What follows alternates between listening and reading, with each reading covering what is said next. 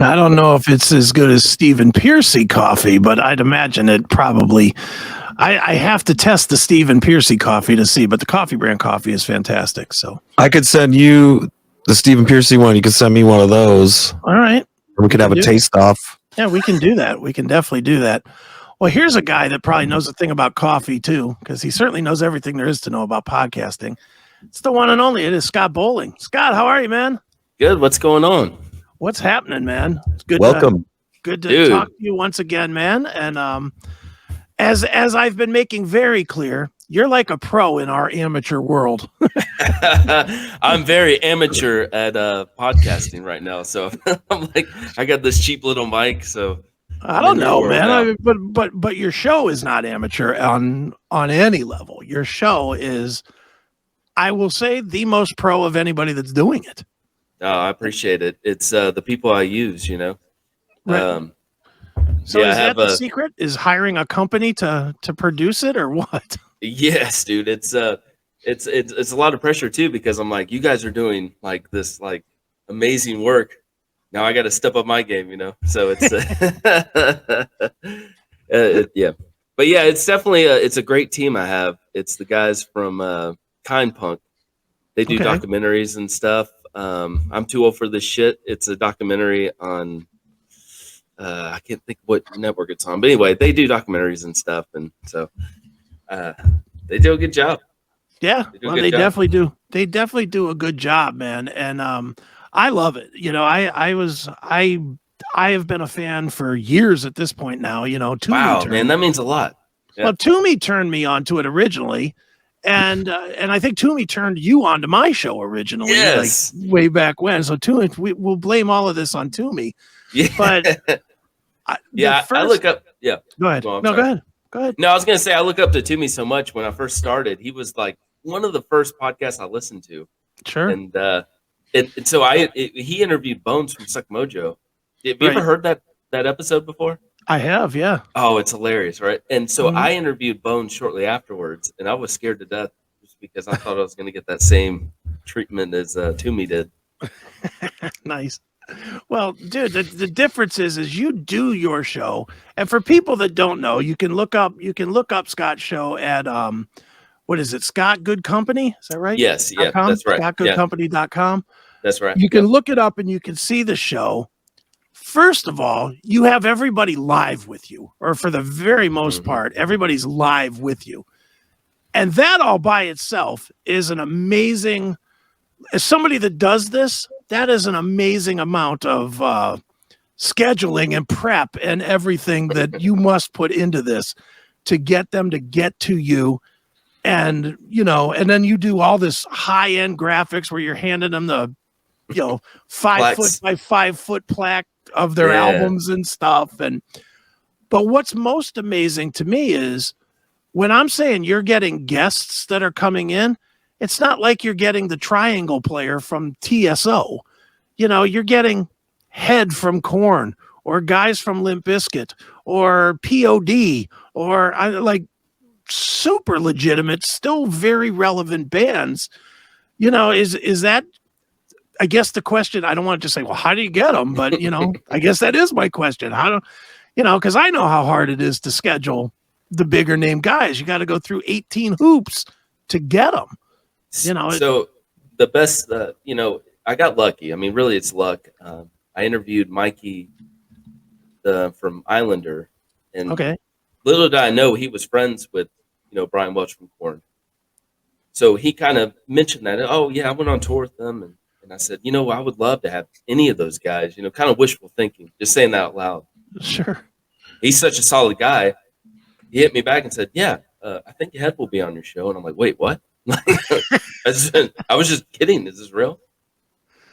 And so really the best way for me to get people like that is just, it's, once somebody has a good experience here, and then they can tell people they know, and that's easier than me just going on social media and be like, hey, will you be on my show? Come to my basement. It's word of mouth, though. That's really what helps me out. It's, just getting lucky. And then I try to make even the littlest, not the littlest, but the smaller interviews I've had, I try to make them all, I got food, drinks everything they need, and then they just tell their friends, and they tell Okay. yeah, it's kind of a snowball, I just got lucky with Brian Welch. I mean, I have so many stories with him. Right. It's when he first got here, he was a little creeped out the first time. He's been here 3 times. Right. The first time it was weird because we didn't know him, he didn't know us. It was like, hey, and he had a good time. Nice. Would sure. you have any interest in having Stephen Piercy's guitar player there? Erik, yeah, Erik, what's up, man? What up? I definitely need Erik on this show. There you go. Hey, you know what's funny is I was thinking about this today. Is the singer from Bobby Blotzer's Rat Experience, Joshua? Right. Josh Allen. Joshua Allen. Yeah. Yes, he grew up. I mean, not grew up. He used to live right down the street from me, and we hung out all the time. Oh, that's awesome. He's very talented. What's he up to, man? Nobody knows where he's at. Last I heard, he was in Vegas, with his wife. But it's nuts because I saw him playing with Bobby. I was like, oh my god, it's weird when you grow up with somebody, you just check and you're like, wow, he's in Rat now. But yeah, he's super cool guy. He did a great job, and with that, as we all know, and it's a shame that he got treated kind of like crap. That probably went on to actually work out for them, but well, how do you get treated like crap? Was he like a punching bag kind of thing? Like, no, I think it was more financially because there's no way that they would have come close to pulling off the Rat Experience there that they were doing. Where basically, I don't know how much you know about the backstory, but initially, Josh was in the Sin City Sinners, which is a cover band in Vegas, and they had Bobby Blotzer just appear with them one night as a guest to play drums, and Bobby was so impressed by Josh singing the Rat songs that he went, you know what, I'm going to start a band. I'm going to be the Bobby Blotzer Rat Experience. Right. And they went and played, and surprisingly, everyone that saw it went, well, that was pretty good, and you couldn't knock them for that. And they were playing and everything was fine. But then he just went off the deep end and just started calling it Rat without getting any legal, justification for doing it, or whatever you call it.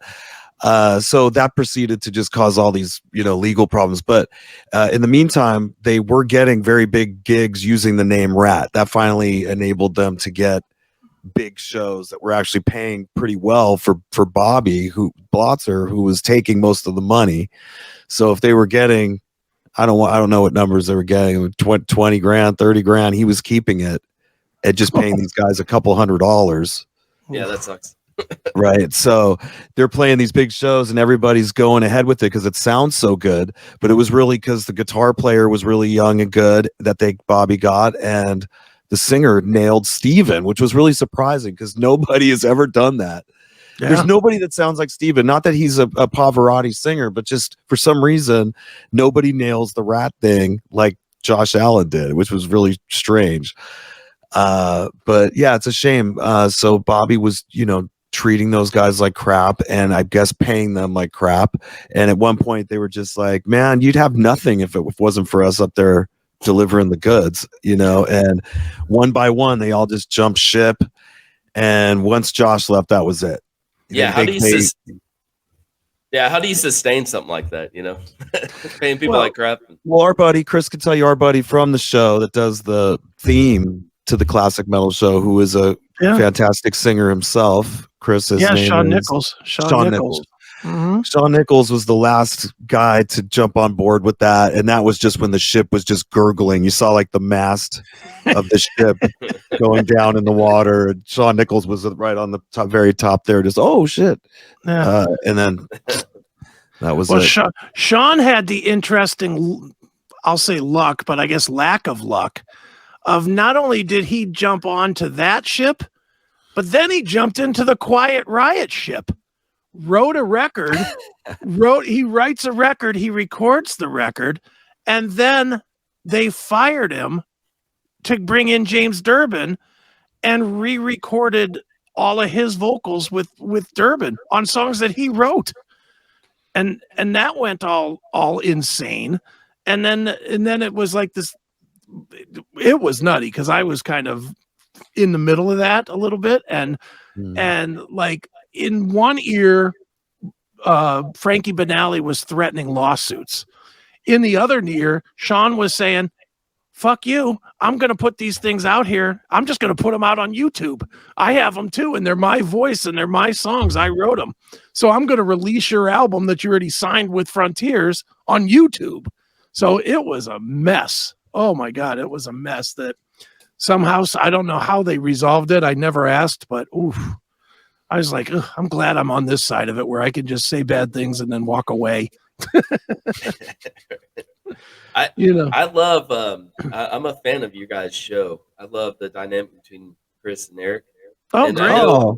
Yeah. And I remember Chris saying something about Erik, you were wanting to do a podcast. And when I heard you say that, I was like, oh, I wonder how this is going to turn out, because everybody wants to do a podcast. And I was pleasantly surprised. I mean, it is really good. I really like it. Well, thank you, sir. I'm surprised it's really good too. Hey, Erik, turn your speakers down just a little bit. Okay. Because your speakers are definitely humming back to me. But well, Scott, let's talk about your show for a little bit before we talk about podcasting in general. Sure. You mentioned it. You do your show, from your basement, but it's definitely. I don't want people to have the misconception that it is a knockoff Wayne's World type thing. It's a very, very high-end looking thing, and you clearly spend a ton of time not only crafting the look, but also crafting the interviews. I mean, you obviously spend a ton of time researching and getting the graphics and the graphical pieces to match the research that you've done. Talk a little bit about how long you have to spend to put out each episode, and just putting it together, because your shit's like a TV show. It's not even like a podcast. Wow, thank you. It really is. I mean, I honestly could easily see you going to Access TV or Tubi or somebody and saying, here's my product, pay me.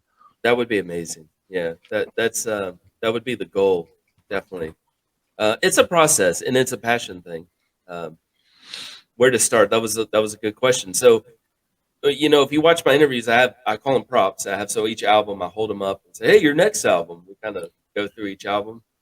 That was kind of a crutch at first, because I was like, "How am I going to do? I'm going to keep this in the flow." So I had this guy print these large albums out, trying to keep the show different.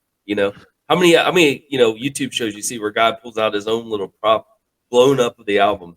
So that's different. Also, like you mentioned earlier with the plaques, I've started giving artists these awards. And here you go. You went platinum in my basement. So here you go. Here's a gift. This was all passion stuff. It wasn't like I'm going to do this to blow up the channel. I did this because I don't know. It's just something like I grew up listening to these people. Yeah. Anyway, I got in touch. I had, for the first year of doing the show, it was just me and this other guy named Dustin, and we worked for a year. And I interviewed Mikey from Islander, which I mentioned earlier. Right. And when he showed up, he brought his security guy with him, which was Nathan Mowry. Nathan lived in Atlanta. He brought security because, hey, this is this guy's basement. So when Nathan showed up, but that's a legitimate concern, dude. It is, yeah, man. It's like I don't know you. Yeah, it's like I don't know you, and 10, and you're saying come to my house. It's like, yeah, I might end up dead. I've watched a couple serial killer documentaries too. So when Nathan showed up as the security guy, I found out quickly that Nathan shot the Judas video for Posse. Okay. And I was like, holy crap, that's amazing. The guy I was using, I wasn't getting along with.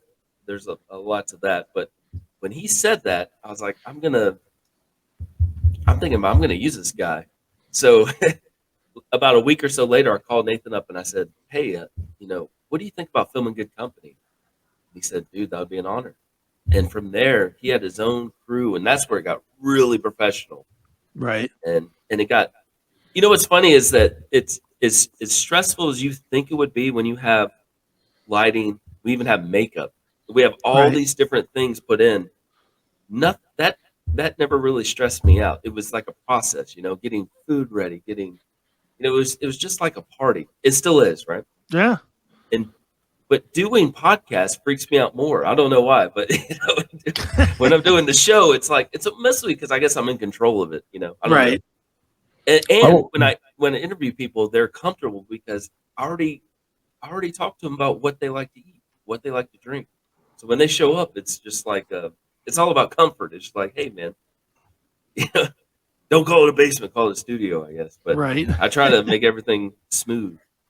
Well, and dude, I mean, I've got the interview that you did with Lord Nelson from Stuck Mojo on the screen here, and I know, I obviously have Lord on my podcasting network, and when he did your show, I know he called me like the day he got home, and he's like, "You're not gonna believe this fucking show, dude." And I was like, "What?" And he's like, because like you guys were like sending me little clips too from the place, you guys had cut me a little clip. But Lord's like, dude, I got there and I had my girl with me and they took me out to the beach and they took me out to the water and to the water. And then, there's all kinds of food. He was like, I wasn't treated this good when I was in Stuck Mojo. He really had nothing but praise for it. And I've heard that from a few people, man, that have all said that doing your show. And I mean, like I said before, and looking at it right now, how can Access TV or one of those not be able to say, look, this is fully packaged. We don't have to spend anything but paying you. It just seems like it might be more stressful for you to have to do it every week or something. No, Chris, you're hitting you're hitting the spots, man, because like right now it's, we've been doing the show for 6 years and it's taking a toll. I mean, this is an expensive hobby, to say the least. So I'm starting to get pressure pretty hard from the wife, and like, hey, you know what? You're not making much from this, so what's going on? So like having somebody pick it up or something would really be nice. Have you like pursued that, or have you like No. reached out to? Dude, you should reach out. I'm not smart enough. Oh, get the fuck out! I need a manager, Oh hell, here I am. I'll get. I know people at Access TV. I could certainly talk to somebody over there, and I certainly know a couple of people that work for Tubi. Wow, that's cool. But I mean, it's certainly. I mean, I see. I do a ton of podcasts, and I watch as many, and I know you guys do too. There's nobody doing this. There's nobody doing this, and that's not to kiss your ass. No, you can ask Eric what. Well, you can ask Eric what I said before when I was just telling him who was coming on. I said the same thing, that nobody's doing it at this level. Wow. It should be rewarded. And that means the world. That means a lot to me. You're the only person that's really ever told me that. Oh, just like out of here. Come on, really? No, man. I mean, I get praise and everything, but that's that's really cool. It means a lot.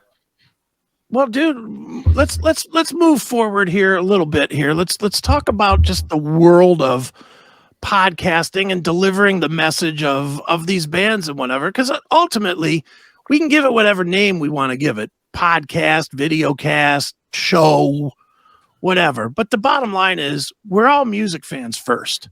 That's really what we are. We're just music fans, and we want to promote music, and we want to promote these bands that for the most part, at least on my side, and correct me if anybody feels different, but for the most part, we want to promote the bands that we feel didn't get what they were deserved. Yes. I think we all do that. And it's tough to do. And during the pandemic, everybody and their brother, anybody that could afford a $50 microphone, had a microphone and a camera. And there was a zillion podcasts out there, and there was a zillion bad podcasts out there. And it does seem like it's thinning out a little bit now, thank God, because it was like you're competing. For me, and jump in here, Scott, but for me, the hardest thing was I had no worries about my shows being good or not good. I knew they were going to be better than what everybody else was doing because I worked that hard to do that. What I hated was that all of a sudden I'm competing with some guy with 14 listeners and 3 hours in the business for interviews. Yeah, And and you ask great questions, by the way. So it's got to kill thanks. you when you hear these like Oh, crappy interviews. dude, we have literally made a cottage industry on the CMS of bad podcasters, just bringing Yes. bad shows of just, people coming in and being like, okay, so you played with Eddie Van Halen. What's that like? Yes. How do you think it? What do you think it is like? Do you think it That- sucked? That reminds me of the Chris Farley show. Where you're like, "Hey, Paul McCartney, do you remember when you were in the Beatles?" That was Yeah. really cool. But that's the kind of dude. We have beaten up so many shows for doing that kind of stuff, and it is frustrating. It's frustrating because I do pride myself on being a good interviewer. It's the only it's the only thing I work at. I don't work very much at watching my mouth or saying things that are kosher or cool with people or whatever. I don't work on any of that stuff. I do listen back to every single interview that I do. You do? And Okay. I absolutely do. And I nitpick them to death. Oh, me too.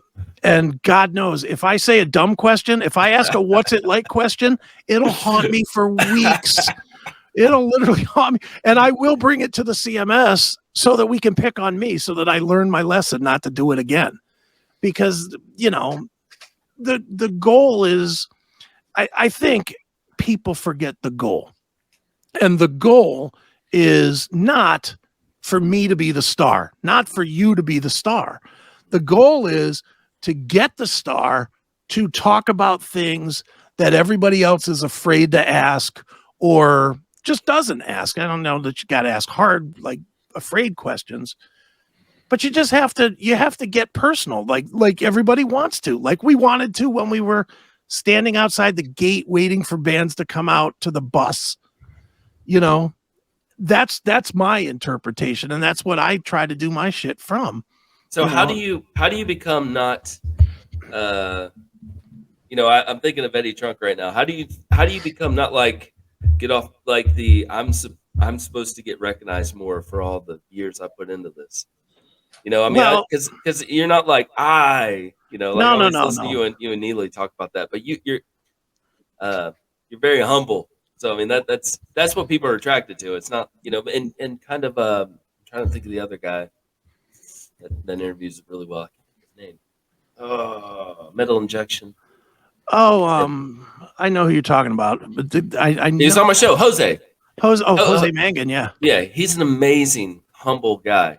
Yeah. So anyway, that's cool. That's a good quality. Well, I'll tell you where it comes from. And Jose is the most humble guy in the world. Jose, he doesn't like to promote the things that the companies want him to promote about himself. Like, I know for a fact he hates that he's being called the ambassador of metal or metal ambassador or what. He hates that because he's like, he would be one of those guys that'd be like, no, I'm just a fan. He'd rather be that fan that turned you on to Amon Amarth on an episode of Liquid Metal versus being Jose Mangin, the ambassador of metal. Dude, I had Jose on the show, and him and his wife came over, and he had a bag, this big paper bag full of albums that he had signed over the years as a gift. It had like Black Sabbath, had all these albums and shirts and everything, and he was so incredibly humble and just down to earth. It was nuts. But he's still a fan. And that's the nicest thing about. I mean, he's a fan that's had some opportunities, and I mean, like buying the limo, the Pantera limo. Yep. He bought the Pantera limo because he's a fan, not because he wanted to remodel it and put it on auction or something. He wants it in his backyard. That's what he wants. Yeah, that's amazing. But as far as staying humble, I haven't done anything to not be humble about. I haven't climbed any mountains yet. So, but B, it's just but you wrote books and stuff, man. You've done a lot of stuff. I've done a lot of stuff, but what does that mean? It's I didn't do that stuff to get famous. I don't care about being famous. I honestly don't want to be famous. I look at fame as an absolute curse, and you see what it turns people into. You know, you mentioned Eddie Trunk. I'll go to Eddie Trunk as a prime example. I respect 1,000% what Eddie did in the beginning. 1,000,000%. I really do. I mean, he's one of the with Metallica and Anthrax, Mega Force, all that stuff. You know, I mean, he really was an integral player in the game. Absolutely.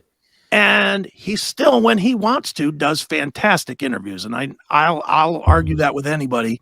All right, I don't know what happened there, but we're back. About that, I don't know what happened either. I have no idea what happened there, but something went goofy. So. I think I know what happened, guys.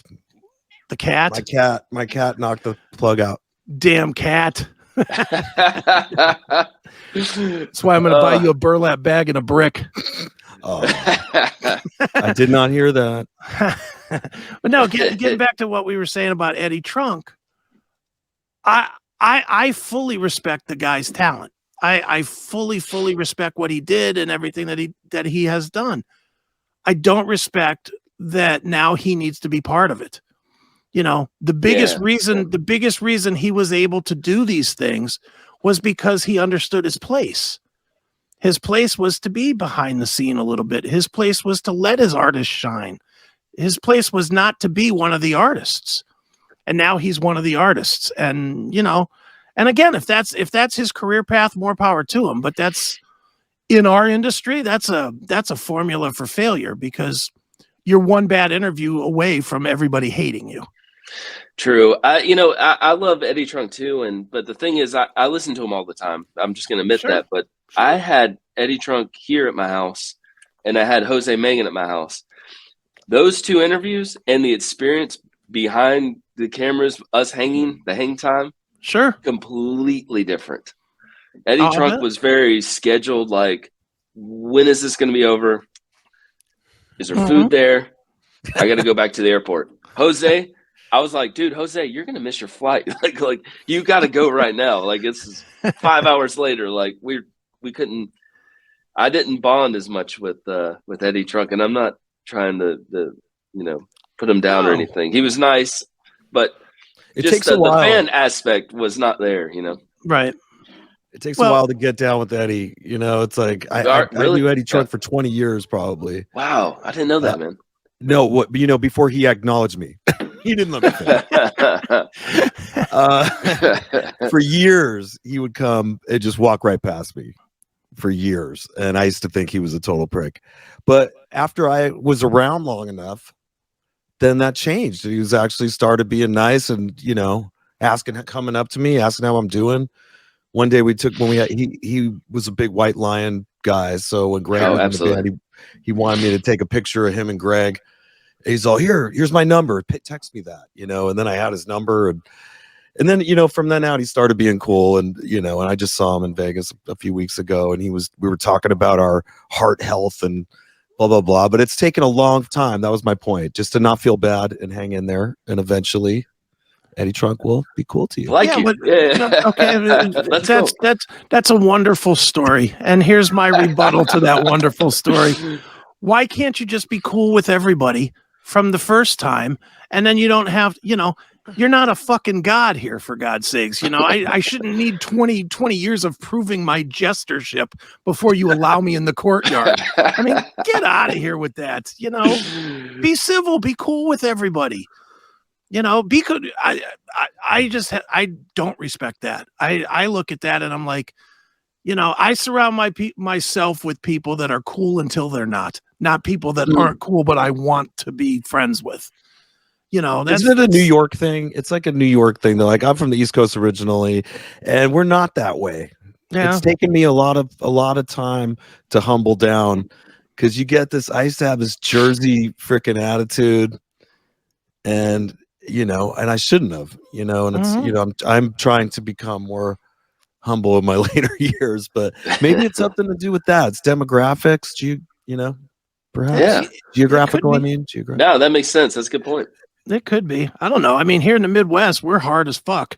I know that. I certainly in Cleveland. Eric, it ain't just me. People think that when I lived in California for a couple of years, people were just put off by me. They were like, dude, easy, you know. And I'd be like, what? I just ordered a taco, you know. I was just ordering food, and they'd be like, oh, yeah, they were thought that I was pushy and overbearing or whatever.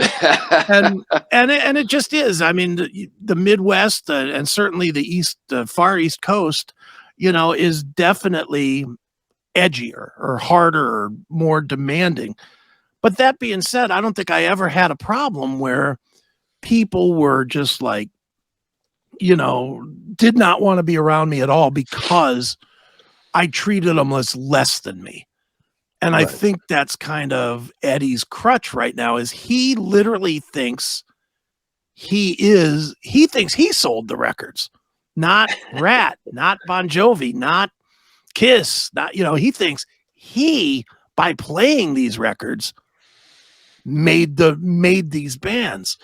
And we've heard him say that on shows. Well, I got so-and-so back together, and I got Twisted Sister. And it's like, dude, stop. And then he gets mad at you when you call him out. Like he did it. Me and him had a little Twitter war because he did the one that he did was he got Dokken talking to Lynch. And we literally had Dokken on our show. We had Don on our show telling us that that wasn't what happened 2 weeks before Eddie announced that it happened on his show. And we were like, dude, totally isn't what happened. Yeah. Oh, and I got the little show trying to get attention off the big show comment. That's what he said? Yeah. And I was like, okay, bro. Except for I have dated tape or I have dated audio. So, you figure it out. But, it's just like, dude, stop, But again, I didn't want to turn this into an Eddie Trunk bashing thing. No. I'm sorry. I respect the guy, but as an artist, I'm sorry. Yeah. I was going to interject one thing.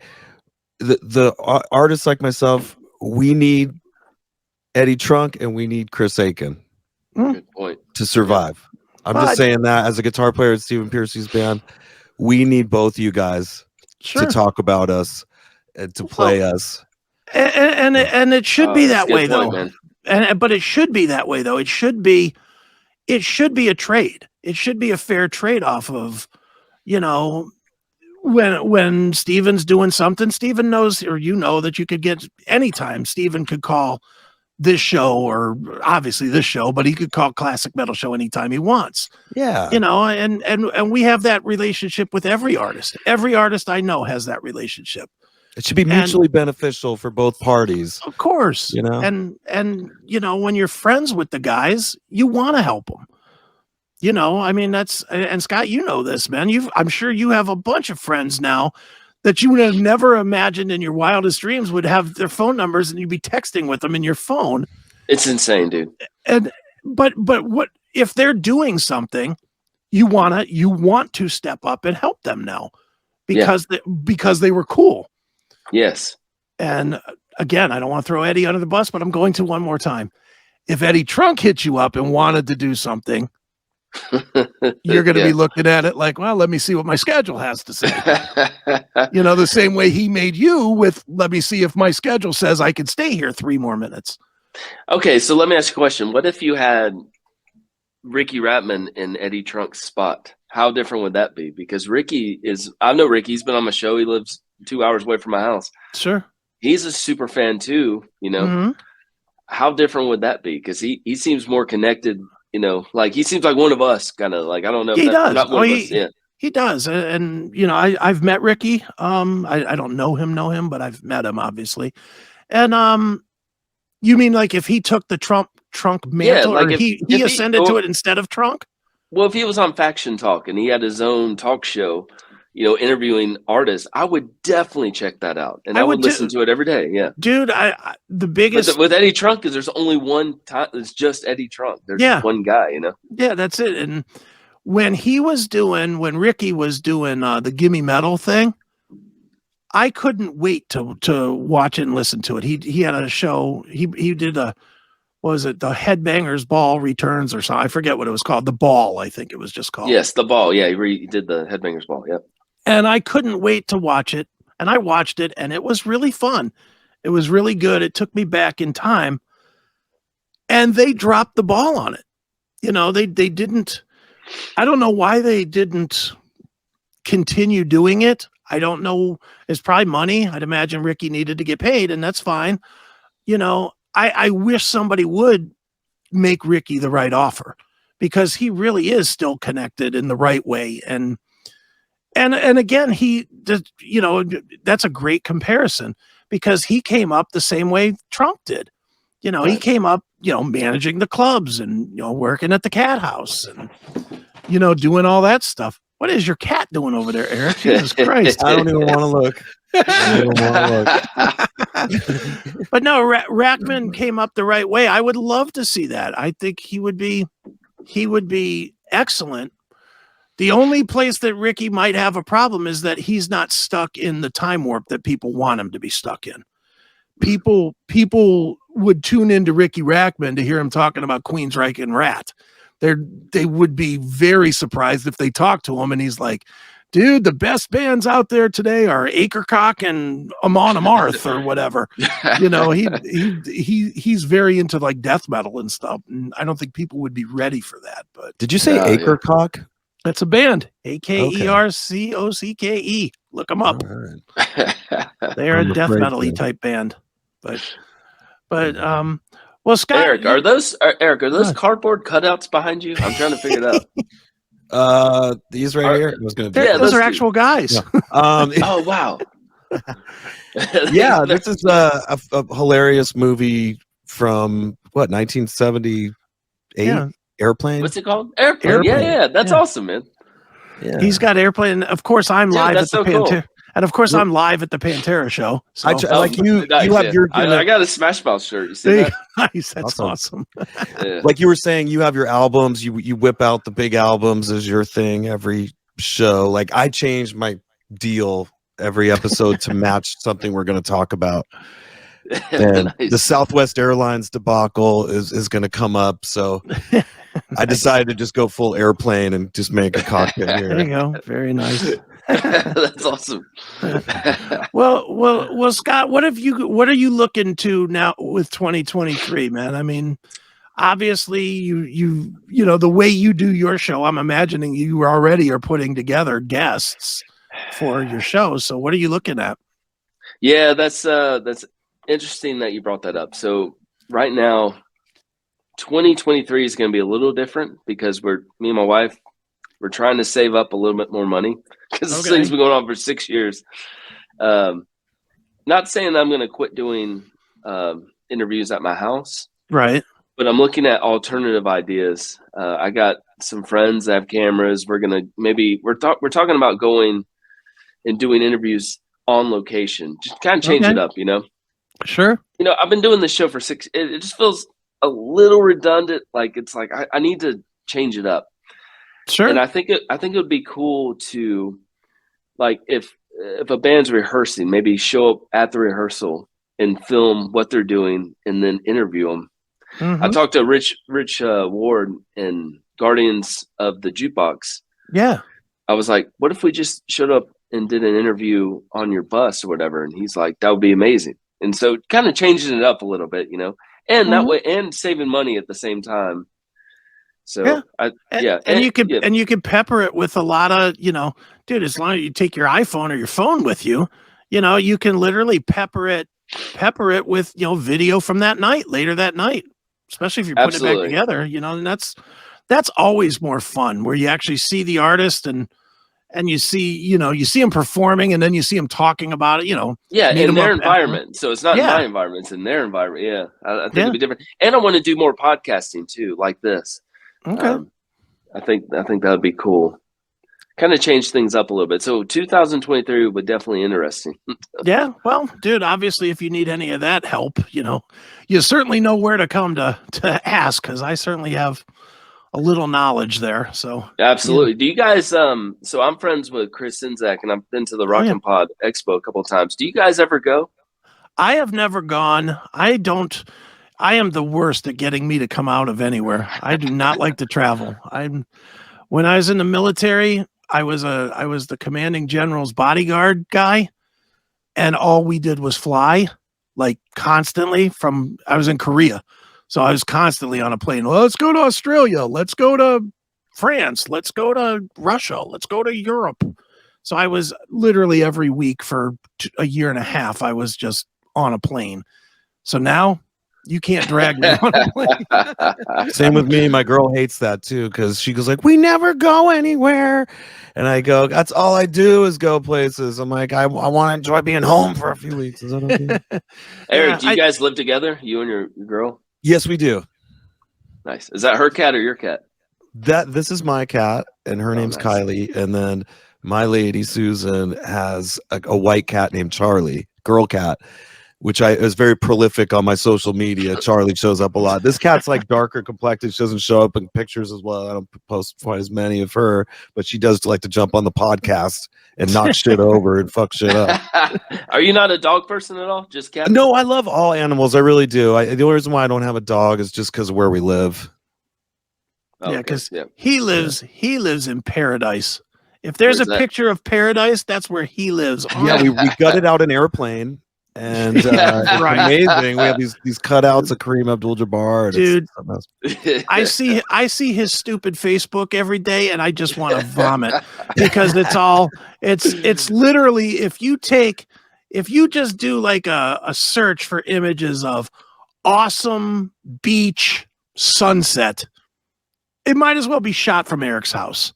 Yeah, that sucks. It just sucks. I hate it. I hate Yeah, you, for you, Eric. Chris, it's like negative temperatures, right?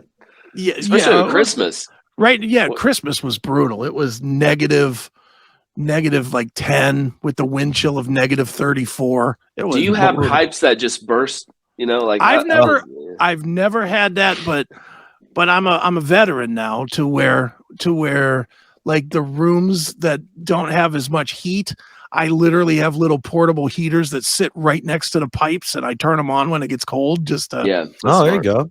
And plus, I always keep the little hot water dripping, and when it's really, really cold, just to keep hot water going through the pipes. And Chris tips. yeah, there you go. Chris There's my house hunting tips. You know? but yeah, look, I'll tell you why there's Chris tips, because Chris doesn't have the money to go and spend $10,000 to repipe his house. So especially when I could turn on a faucet and let it drip, let it drip a nickel's worth of hot water down the drain and keep it from freezing. So I've definitely learned, but yeah, it's nice where you are though, isn't it, man? Me? No, Yeah. it's actually, yes, it's actually gone in the 50s, but it was 7 degrees around Christmas time. So it's like, that's the coldest it's ever been here. But yeah, you're right. It's actually in the 50s now, which is better than your minus temperature. Oh yeah. Look at this guy, surfer fan. Chris Akin presents home contracting. Very nice. I bummed everybody out because on Christmas Day I posted a picture. I think it was like 75 degrees here in Oceanside, where I live, California, and my patio is right on the strand, like on the beach. So I just like kicked up my feet, and I have my Christmas socks on. I'm in my like boxers, and I'm just like got my feet up there, sending everybody warm Christmas vibes from Oside. And I'm just like, everybody else is freezing. There's people dying in their cars in Buffalo, and I'm just Dude, like, you should have your airplane guys in the background everywhere you go, like by the beach with you. It may be too much work, but that'd be a cool theme, It would. I think we're gonna leave all the big cutouts to you, Scott. Yeah, really. Look, believe me, I'm looking at your room right there right now, Scott. I'm like looking at that Metallica machine. I'm like, Is that, Yeah, your, thanks, that is your room right there? Yeah, that's my basement right there. I love it, Yeah. man. Hey, thanks, man. Is that the LE or is that the standard edition? Or do you know? You are a pinball guy. Yes, I own a pin. I own the 5th largest pinball arcade in the country. Scott didn't Dude, know that. I knew that, man. I kind of forgot about that, but it's there's one thing, Chris. Listen to this. Yeah. When the ball always gets stuck in one freaking corner all the time, and you have to tilt it a little, and then it rolls down. I'm like, how do you fix this? Well, you can tilt. Well, here we go now with Chris with some more Chris tips. Chris tips on pinball. Chris Chris tips on pinball. Yeah. What you do is there's that rack that the ball comes up on, the little metal 2-prong rack thing that the ball slides down. Yeah. Take the glass off, bend the inside one just a hair, just a little tiny bit, and that'll dent it enough that the ball will slide automatically. That's amazing. See, that's a Chris tip right there. There's a Chris tip. That should be your promotional, like me asking you that question. Yeah, there we go. That's going to be my new TikTok, Chris tips. I would have overthought it with magnets and I know, man. I was like, look at Astroglide and spray it on. Like, what do I have around here? Some Astroglide. Let me just tell you, when you're trying to keep 400 of them running at the same time, you learn every trick in the trade book. How many employees do you have with 400 games or 400 pinballs? We have 1, 2, 3, 4. Just 4. Just 4 employees. Yeah, just 4 and me. Okay, last question here. What's your favorite band pinball machine? But band wise, like Aerosmith. Band wise, do you have a favorite band? Probably Iron Maiden. Probably Iron Maiden. The Iron Maiden machine is great. I like the sound on the Led Zeppelin the best. The Led Zeppelin pinball machine the best. But it's a really crummy game. It's not. Is it the retro? Like, is this old? How old are these games? The Led Zeppelin's a fairly new one, but it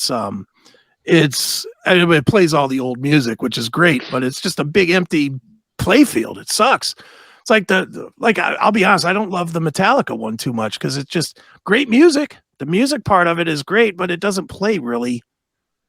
It plays a little too slow for me. I like a faster, and I suck at pinball. Let me be clear here. I'm terrible. You're no Fonzie with the pinball. No, I'm no Fonzie. I'm definitely. I'm terrible at pinball, but I like the game to be fast. I like to play a faster pinball game. Do you guys have the Guns N' Roses one? Like, we did. We sold it. We sold it. Okay. Oh, yeah. Okay.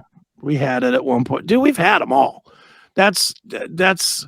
Dude, if you're ever up this way, I'll take you out to Pinball PA, and that'd be cool. You won't believe some of the shit that's out there. Dude, we have one machine that there's only 4 of them in existence. What? It was a prototype. It's called Thunderball. It was a prototype in the 70s for pinball machines, and they made 10. It's a terrible game. The hook to this that they thought was going to be amazing, and it was terrible, was that instead of having a plunger that you shoot the ball up and then it pings around for a while, you push a little button and it drops the ball right onto your flippers. Like, it comes up right to the flippers. So half the time when people were playing it in the prototype phase, they didn't know what was happening. They pushed the button, the ball fell right down the drain, and they were like, people are not going to pay money to play this, if they're losing their first quarter by not getting it to play right. So they didn't make it. They decided not to make it. So there was only 10 that were out there. There's only 4 that are known that are still in existence. And ours is the only one that's in a public place that you can actually put your hands on it and play. Oh, that's so cool. Yeah. It's pretty sweet. It's sweet to have. And we get a lot of people that come out to see it, but then when they see it, then they play it and they're like, this sucks. Chris, do you have a collector's that one? Oh, I'm sorry, Eric. I didn't mean to interrupt you. No, you can go ahead. No, I was going to say that. What's the TV show that used your place, Chris? Mindhunter. So Mindhunter shot episodes of the show. Not in my place. What Mindhunter did, and boy, you want to talk about a nice profit. Mindhunter came in, and they were shooting in Pittsburgh. They shot the scenes, or some scenes, in Pittsburgh, and they came in, and the time period that they were shooting Mindhunter was 1981. So they came in and they went through our whole collection, and they picked out like 30 machines that all fit the timeline for the scene, and they rented the machines from us. They rented 30 machines for $1,000 each. So they gave us 30 grand. And so they took the machines for a month. So, and again, they wrote us a nice fat $30,000 check, and we were stoked. We're like, yes, this is great. So fast forward, we get the movie comes out, or the Mindhunter comes out. our games are in 14 seconds of the show. Oh, so they paid $30,000 for 14 seconds of our machines. And I was like, okay. And nobody ever complained once. And we've had conversations with that production company. They're going to use us again, probably in either 13 or 14. So, yeah, you think Stranger Things or something would want to do something like that, right? Well, it's, you know what, man, it just comes down to having the originals. They could probably have gone and made boxes that looked like the originals, but they want it to be authentic. And collector guy, you know how movie guys are. Movie guy sees anything wrong, they'll be like, wait a minute, this is supposed to be June of 81, and that machine came out in August of 81. And speaking of which, historically, was it the 1950s that the first pinball machines came out or became popular? Somewhere in there, yeah. And they were all you legal. Figure any movies coming out 50s, 60s, 70s, 80s that they want to be nostalgic. That's a pretty big 40-year period worth of movies that could be coming to you for. Yeah, and we're there. We're certainly willing to help them. Yep. But yeah, do you let people play the games that you're going to sell, or do you put those separate? Well, we don't really sell. We're more of an arcade. We're definitely more of an arcade. I mean, my partner Ed, he has a side business that he sells some machines, but we don't put them on the floor to sell them. I mean, we want to be an arcade. We don't want to be Do you buy them? Do you buy them from people? I've bought them. I've bought plenty, and boy, that's, as Scott, who's sitting there with a Metallica in his room, will tell you, that's not cheap. Right. Oh God, I got a good story about that. Yeah, it's that was a late night buy, by the way, and I didn't tell the wife. Oh, and they put that thing on a pallet, 18-wheeler, like lowering it down, and my wife's like, I'm trying to take it off the pallet around the house without her finding out in the dead of summer. I mean, it's ridiculous. Did you buy it new or from somebody? It was brand new, but I'm trying to remember who it was from, but it was nuts. Oh boy, your wife must have been furious. Yeah, she didn't know for a while. Like I rolled it around the house, and I'm just dripping with sweat, and trying to get in the house. I know this. Yeah. Those machines new, any machine new, that is not the kind of thing that the wife is like, okay, that's a little expensive. That's the kind of thing that any wife is going to be like, what the hell are you doing? Well, this is when I took care of the finances, so it was a little different. I couldn't do that now. Like now it's changed. Yeah, now she'd look at why. Yeah. Now she'd look at it. She'd be like, $9,000. What are you doing? She's like, why do we have any money? I'm like, I have no clue. I don't know, but this pinball machine rules. Yeah, it does. Yeah, that's. I got that crash course with we bought the for Pinball PA, we bought the Iron Maiden, the limited edition Iron Maiden. So we bought the Very one cool. that they just didn't produce a ton of, and it was $12,000, and I just was like, wow. Is it because they use it to make money that they got a tax on it up front? It couldn't possibly cost $12,000. No, it don't cost that much to make them. But you know, yeah. Why are they so expensive? That's because you're going to make money on it, probably. Well, and coins in it, and because there's not a lot of people making them. That's really what it comes down to. You've got Stern. Them? No, I haven't. It's not. Look, I have enough trouble keeping the business that I have with pinball alive. I'm not considering building machines. But and there's reasons that they cost as much. Like Metallica, first thing you got to look at on that, there's licensing upon licensing upon licensing on that. That side green that you're looking there, that's one logo license. If you look at the top on the play face there's a different Metallica logo that has to have another license. Then there's the imaging of the guys that's on the machine that has to have another license. Then there's 60 songs, I think, on that machine. Oh, yeah. 60 songs. Yeah. Every one of those songs has to be licensed. That's before you build the machine. That's just when you have an idea. You have to do all that licensing before you ever drop a silver ball on a piece of wood. Wow. I understand the cost. I certainly don't think that it's worth $12,000. you know, maybe half would be realistic. What does a But slot machine cost? Do you think like a video poker machine or slot machine? Well, let's I say? can tell you what a video poker machine costs too, because I Okay. have a couple of those. All right. Those are about $3,500. Oh, okay. Those aren't too bad but then again, that's a whole different set of rules. You save on the buying of the equipment, but boy, do you get Hosed on the drilled. maintenance. You get drilled by the tax man for gambling. Right. That's a whole nother. This borough and this town and this city and this municipality, they all want their cut of every quarter that goes into that stupid thing. So where you live, you could potentially have someone play a video poker machine because of where you're located. Because a lot of states you wouldn't be able to do that unless it was like an Indian reservation. Yeah. Up in I mean, in our plaza, there's actually a place with like 15 machines or something in it. People just come in there and play, drop their money in and lose it. Don't tell Pearson about that.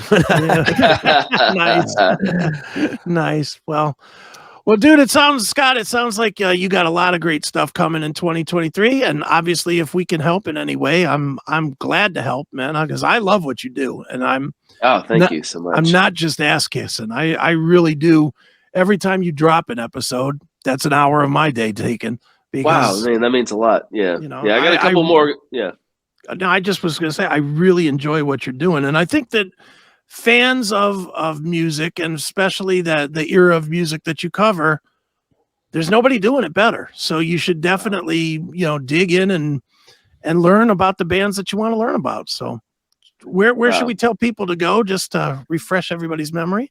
Well, first of all, I'm on all social medias. So if you go under Instagram, even Twitter, which I don't use that often, Facebook and YouTube, if you just go under Good Company with Bowling, BOWLING, it'll pop up. Okay. And speaking of, like, we're talking about 2023, like going on location, it seems like to get Chris on the show, I'm going to have to go on location. Yeah, well, So, come on. I would Come show on. your house, but hey, you're on Good Company, Chris. We're talking about Chris's birthday, doing a Chris birthday bash because it might be the last year that he's here on Earth. He told us. So we thought we should all converge onto Pinball PA and just throw a big bash this 2023. You should, you should get Stephen Piercy to sing him happy birthday. That would be amazing. You know? Yeah, Stephen would probably do it. Yeah, he probably would. He'd be like, he would definitely come up. He'd be all amped up on coffee. Just, hey, brother, happy birthday, bro. It's October. Did you say? I forgot when you said your birthday. My birthday's in October, but mine is too, man. When's your birthday? 27. Nice. No. Libras. We're Libras. But thanks for having me on your show, man. This man. means No, the world. this It's really cool. was definitely fun, man. And, Eric's the man. And no, Scott's the man here with the Good Company with Scott Bowling. It is out there. You should definitely check it out. And dude, I think we're gonna take a break here, and then we'll come back and we'll wrap it up with some airline hell stories from Erik. But Scott, thanks so much for joining us, man.